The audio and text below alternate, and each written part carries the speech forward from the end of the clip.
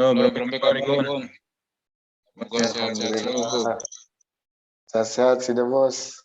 Nggih. Negara konflik ya. Lagi konflik, Bos. Iya, lagi konflik ini. Ya, semoga Miko, tetap sehat walafiat di Hungaria. ya sudah dah, Bos. Sudah Nggih, kita lagi ini konflik dari ini. Moskow ini. Moskow ini memang sangat apa istilahnya ya? Posisi lagi situasi panas, apa? Politiknya lagi panas, kemudian sana sini media dengan berbagai macam apa istilahnya kepentingan. Kemudian sebenarnya yang saya ingin tanyakan dari Igun ya, saya panggil Igun aja ya. Boleh, Ripani Bos. Gunawan. Ini kalau yang belum kenal Ripani Gunawan ini teman seperjuangan S1 dulu. Tapi melanjutkan S2-nya lagi di Hungaria ya. Erasmus Hungaria. Poland. Di Poland Bos. pertama, di Poland, kemudian selanjutnya Erasmus. ke Erasmus ke Hungaria. Di Budapest ya? Di Miskolc, Bos. Miskolc. Oh, Miskolc. oke. Mungkin Rahmat, nanti saya searching di mana itu. Iya, tadi mungkin sekitar 2 harian ya. Sampai tadi pun banyak teman-teman Indo yang nanyain gimana kabar di Rusia. Sehat-sehat, nggak kena peluru, nggak kena bom sana. Iya, kalau untuk kondisi saat ini sih masih aman sih, untuk aman kemudian kondusif, karena memang posisinya saya tinggal di Moskow, mungkin masih terlindungi gitu. Iya, tapi kemarin tuh yang 2 hari kemarin memang penjagaan di sekitar Kremlin, di sekitar Krasnaya Polosan juga lebih intensif gitu. Polisi banyak yang banyak yang berjaga. Mungkin kemungkinan besar waktu itu ada petinggi dari negara lain, mungkin pemimpin negara lain berkunjung ke Rusia untuk ya sedikit membahas tentang ya isu yang saat ini sedang hangat, baik Ukraina maupun Rusia. Terus kalau pengen berbicara ya, Rusia dan Ukraina ini pada dasarnya mereka ini yang dikatakan Presiden Putin adalah satu kesatuan. Satu kesatuan yang dimana pada saat kerajaan, karena memang saya sedikit membaca sih sejarahnya, waktu itu kan ada kerajaan Kiev Rus ya waktu itu, kemudian dia antara kerajaan ini mereka bersatu, kemudian pada saat pemerintahan waktu era Uni Soviet dulu, Nikita Khrushchev pernah memberikan semacam hak untuk mengatur wilayah Crimea waktu itu. Nah, jadi posisi ini yang menurut saya dijadikan Rusia sebagai bahan untuk menjaga stabilitas politik di Eropa Timur, dan berupa keamanan di, kalau saya tidak salah, di Laut Azov ya, di sekitar Sebastopol, di dekat perbatasan Ukraina. Itu sih. Terus kemudian ya banyak spekulasi dari Barat yang mengatakan bahwa baik antara Rusia maupun Ukraina pengen demokrasi, bahasa dasarnya pengen demokrasi, karena mungkin juga melihat negara-negara Baltik seperti Lituania, kemudian Estonia, Latvia, dan lain-lain itu kan mereka sudah menjadi bagian dari NATO gitu pada saat itu. Terus ya di sisi lain bahasanya Rusia tidak ingin gitu hegemoni Eropa Timurnya itu berpencar gitu. Maksudnya Rusia juga pengen menjadi bagian dari hegemoni besar di Eropa Timur. Itu sih. Jadi mungkin itu jadi salah satu fondasi besar mengapa intensi perang, bahasanya perang ya, intensi perang pelan lambat laun dimulai gitu saat ini. Itu sih menurut saya, Ripani Gunawan. Ada Mantap, Pak Rahman, pertanyaan lain mantap. dulu? Mungkin ada yang ini saya Gimana? menjawab dengan ya, karena saya juga aran jangan anak kangkung, anak kangkung yang baru belajar gitu, baru belajar di sini dan langsung dihadirkan dengan situasi saat ini gitu. Jadi memang perlu banyak melihat berita, kemudian ya belajar mendengar dari sisi-sisi ya orang Rusia sini, kemudian dari Ukraina sendiri. Itu aja sih.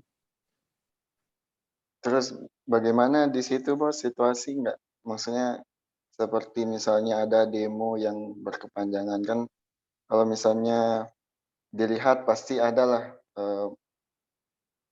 orang Rusia yang memang tidak sepenuhnya pro dengan presidennya. Nya Iya, seperti apa? waktu itu pernah, kalau saya tidak salah ya 2021 atau 2020 itu.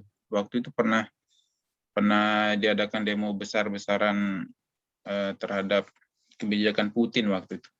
Dan tersangkanya kan Napalski ya masalahnya.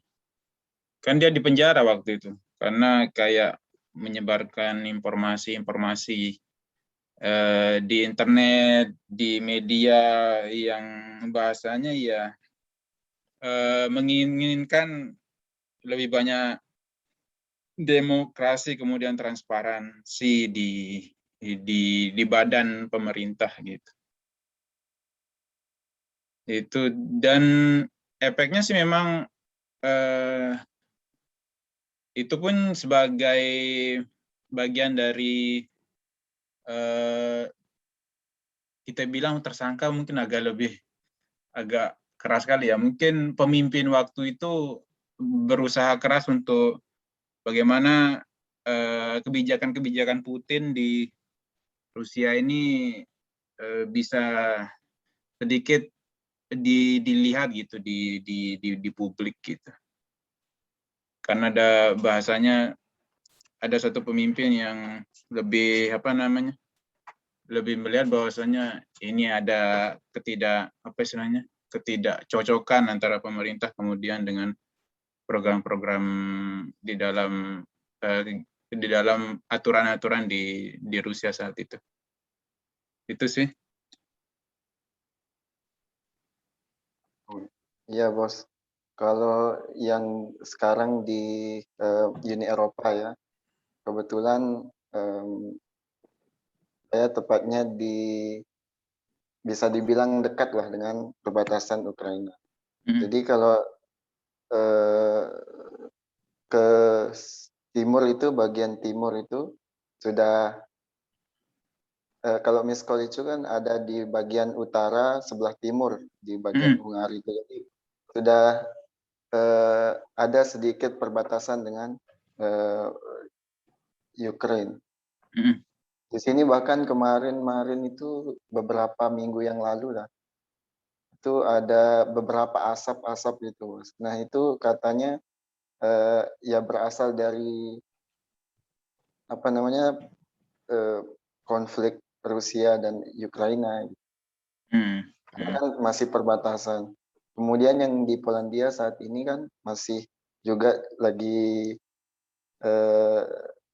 banyak demonstrasi juga yang terjadi di Warsaw. Kalau melihat postingan dari teman-teman itu di Warsawa itu sudah dipenuhi dengan kumpulan orang yang menyuarakan stand with the Ukraine, begitu bos. Jadi memang ini sudah benar-benar emergency lah bahasanya ya, Chaos gitu. emergency Mayday gitu.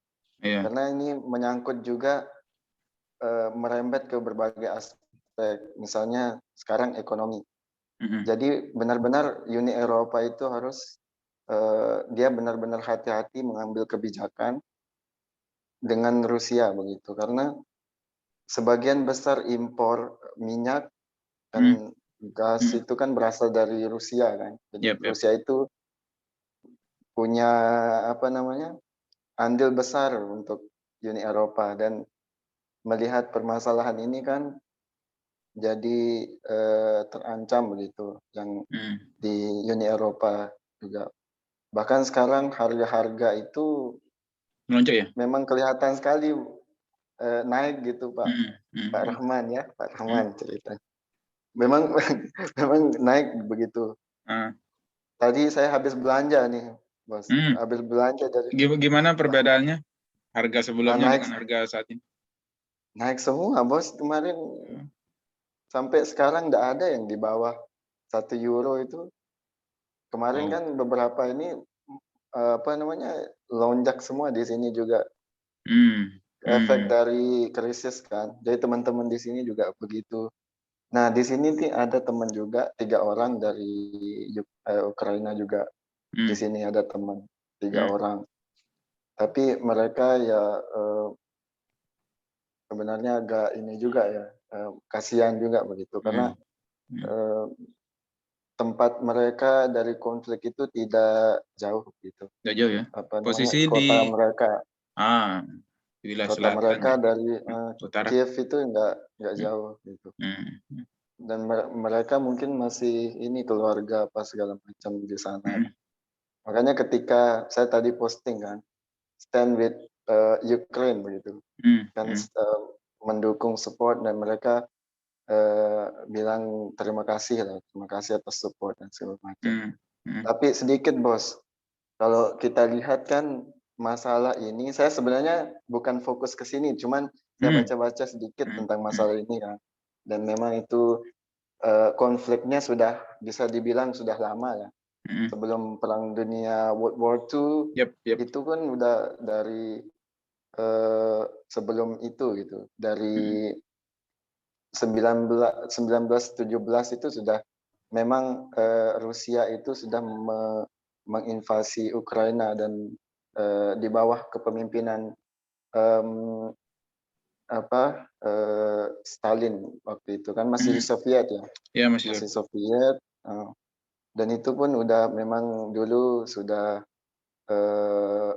melakukan seperti biasalah menjajah atau seperti itulah begitu. Biasanya mengekspansi mungkin ya. Ekspansi. Memang sudah lama begitu. Kemudian berangsur-angsur itu tahun berapa ya? Tahun 2000-an lah, 2000-an sekarang. 2013 itu kan juga sudah apa namanya? Mencaplok itu bahasanya. Mulai sebenarnya mulai mereda, Bos. 2013 itu kan karena bukannya itu ya? Pas waktu Euromaidan ya, bukan? Sorry. Demonstrasi oranye ya? Iya, mulai memanas sebenarnya waktu itu. 2013 itu karena presiden yang memang pro kepada Rusia itu. Viktor Yanukovych. Ya, Viktor Yanukovych itu kan lengser kan. Lengser. Kemudian ya mulai memanas lagi ininya apa namanya? Kasusnya. Ditambah lagi dengan apa namanya? Ketakutan Rusia akan kalau misalnya kehilangan gitu ya bahasa. Ya, kehilangan bagaimana jalan pintu gerbang gitu. Ya, pintu gerbang ke Crimea itu kan nggak ada lagi, karena yang Yanukovych ini kan sudah lengser, dan sekarang presidennya ya lebih pro kepada Barat. Dia bahkan ingin mengatakan bergabung dengan NATO dan meminta untuk mempercepat proses penggabungan dengan NATO, supaya karena Rusia benar-benar sudah dia sudah mengerahkan tentara-tentaranya itu kan. Tentara-tentara sudah berada di wilayah Ukraine gitu. Dan juga sebenarnya awalnya juga Crimea ini kan dia sebenarnya sudah merupakan bagian secara de facto, de jure itu sudah merupakan bagian dari Ukraine sebenarnya. Cuma Rusia itu melakukan survei begitu. Apakah memang Crimea ini dia lebih pro kepada Ukraine atau lebih lebih ke Rusia begitu. Ternyata 96% kalau tidak salah itu lebih pro kepada Rusia. Ini kan dan juga ada isu-isu seperti itu bahwa Ukraine itu menginvasi Crimea. Nah ini kan dan juga melakukan kekerasan segala macam di Crimea, kemudian membuat Rusia marah dan mengerahkan pasukannya ke sana, dan makanya Putin itu menyatakan bahwa jangan macam-macam dengan Rusia. Kalau ada yang macam-macam dengan warga Rusia itu akan berhadapan dengan Rusia, karena menganggap bahwa yang di Crimea itu adalah bagian dari Rusia gitu, karena mereka lebih pro kepada Rusia. Tapi Ukraine kan tidak mau untuk menyerahkan, cuma ya asal-asalnya ya begitu. Tapi karena Ukraina juga keras begitu ya, pokoknya sama-sama keras kayak. Sama-sama keras sebenarnya, karena kan nggak mungkin memang, ini silakan. wilayah yang memang diakui oleh PBB itu kan wilayahnya wilayahnya Ukraine. Misalnya sama seperti sekarang yang di NTT, yang Timor Leste dulu, Timor Leste kan, seperti itu. Cuman Indonesia kan ada masalah yang seperti isu-isu bahwa Indonesia juga menginvasi Timor Leste dan sebagainya. Kemudian di bawah Habibie itu dilepaskan oleh Habibie karena memang sudah tidak pro kepada Indonesia. Cuman di sini lebih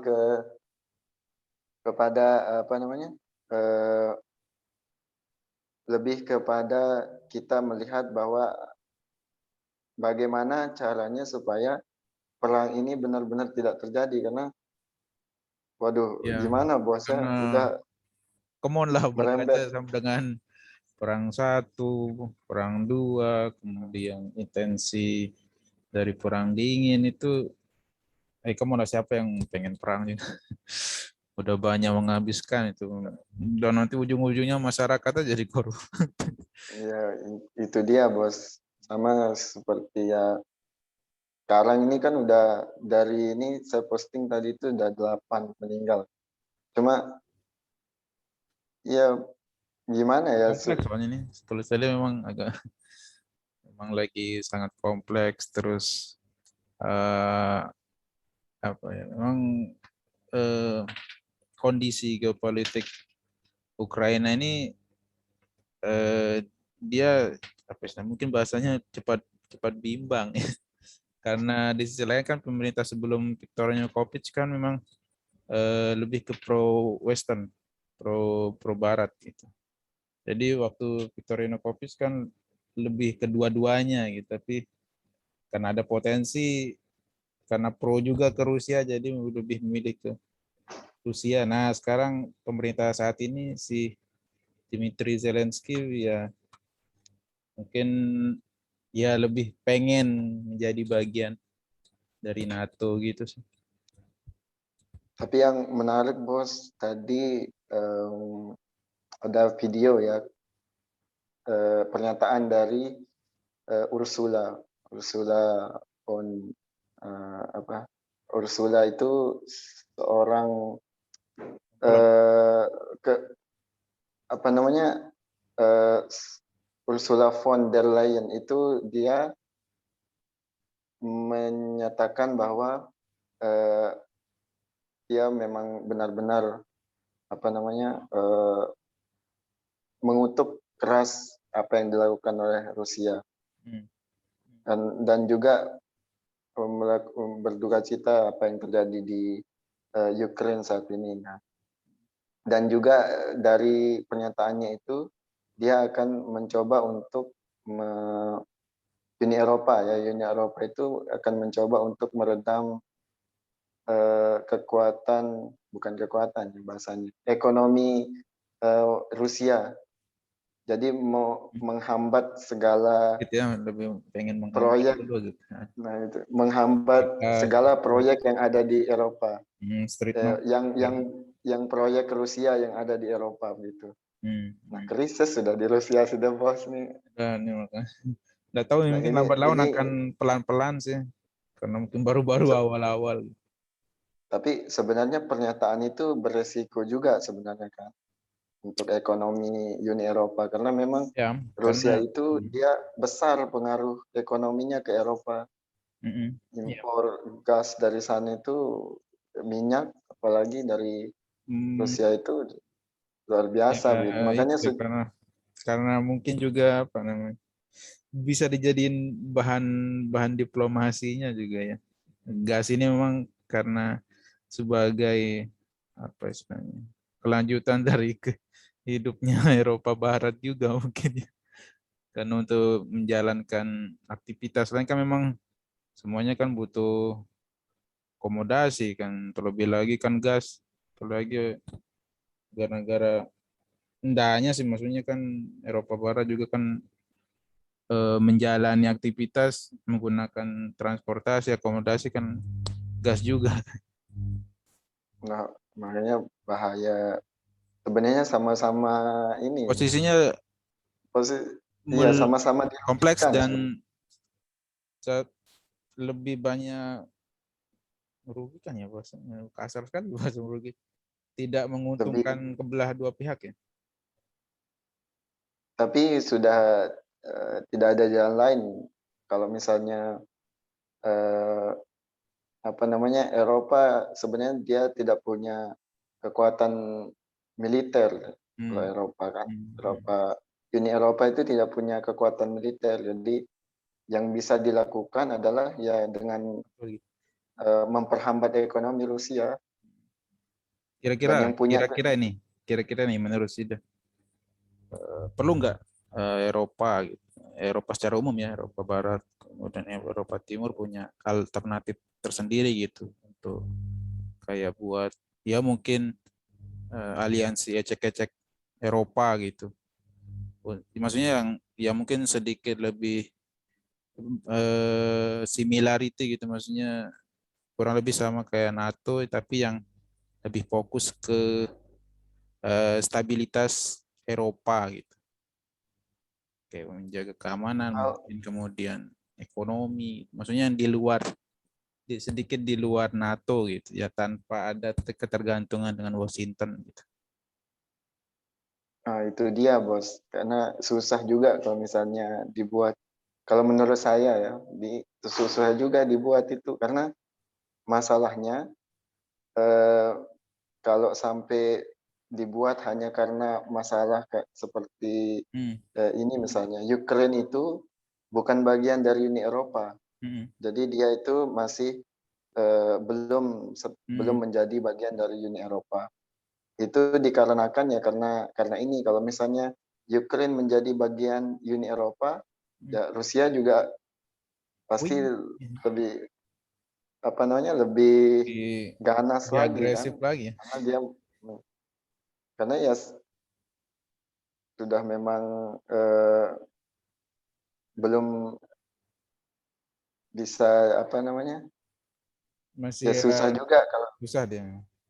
Masih susah. dan Ya, juga mungkin kalau misalnya mau dibentuk itu nggak bisa, maksudnya kayak di Eropa itu masih dia bergantung dengan eh, Rusia juga. Jadi yang bisa dilakukan mereka sama seperti Hungari. Hungari itu masih juga impor dari sini.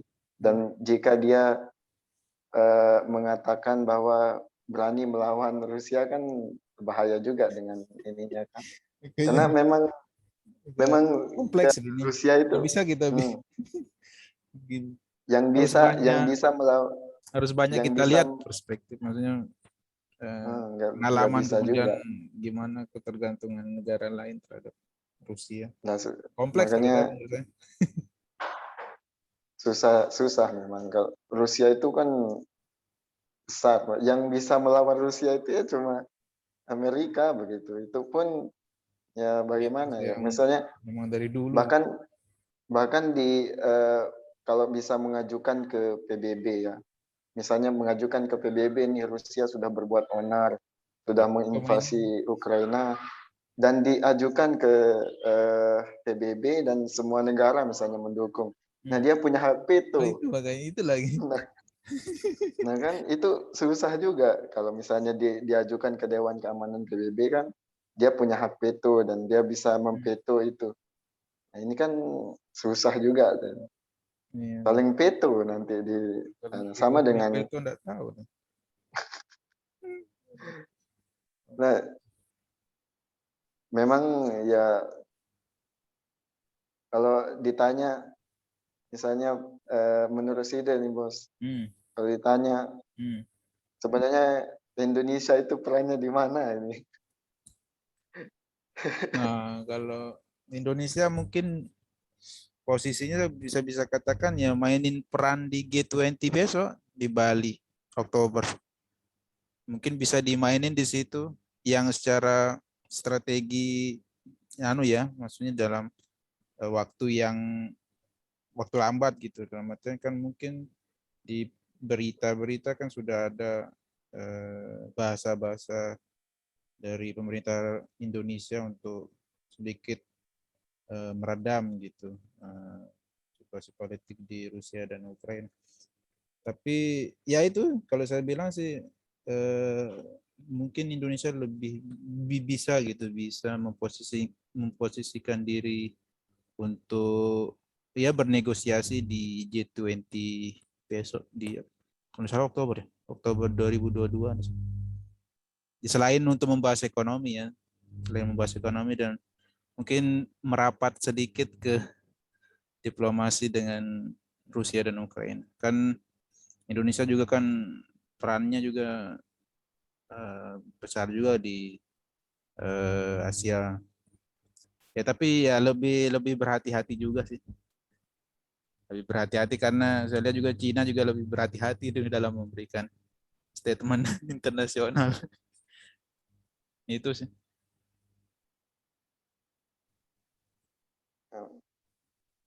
Itu masih ada waktu nih Bos atau gimana? Bahasa